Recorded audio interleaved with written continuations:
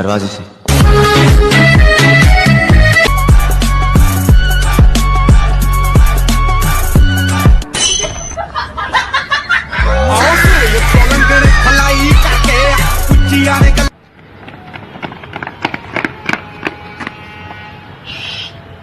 जिन्ने मेरा तो लुटे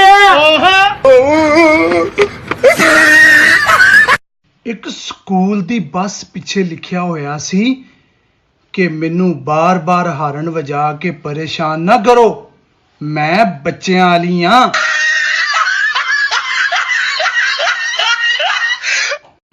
बीवी नाराज हो गई थी। अमीर होता तो डायमंड की रिंग दे के मना लेता, पर क्या करूं, गरीब हूं। 2-4 थप्पड़ मार कर ही समझाना पड़ा।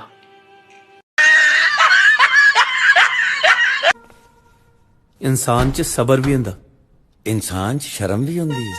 आ कमरे दा किराया रहन दे, आइंदा तू मेरे नाल तय कर मंथली की देना ही। क्या प्यारियां गल्लां करदे हो चौधरी साहब। कैसा ताड़ा कोणी वर्गा मुंह है। सर आपसे एक सवाल है। यस। आप घर में कौन सी जुबान इस्तेमाल करते हैं? ये वाली। चुप, मेरी गल सुनो।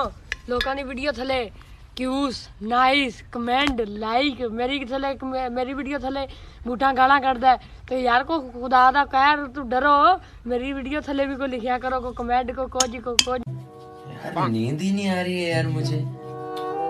चलो ठीक है, फिर एक काम करो, किचन में बर्तन पड़े हैं वो धो दो जाके।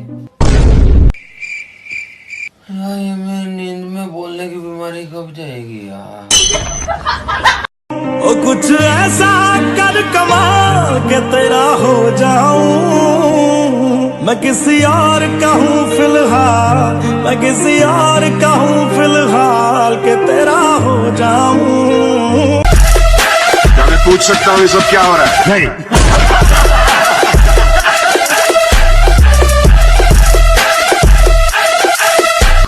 ਐਵੇਂ ਛੱਡ ਕੇ ਨਾ ਜਾਇਆ ਕਰ ਚਾਚਾ, ਜੇਬ ਵਿੱਚ ਰਿਹਾ ਕਰ, ਐਵੇਂ ਲੋਕਾਂ ਦੇ ਨਾਲ ਤੁਰੀ ਜਾਂਦਾ ਵੇ।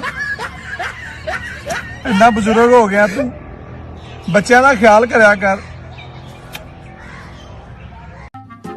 यार मैं सोच रहा हूँ मैं अपनी आंखें किसी डॉक्टर को चेक करवा लूं। क्यों, तेरी आंखों को क्या हुआ? यार जब भी परस खोलता हूँ कुछ नजर ही नहीं आता।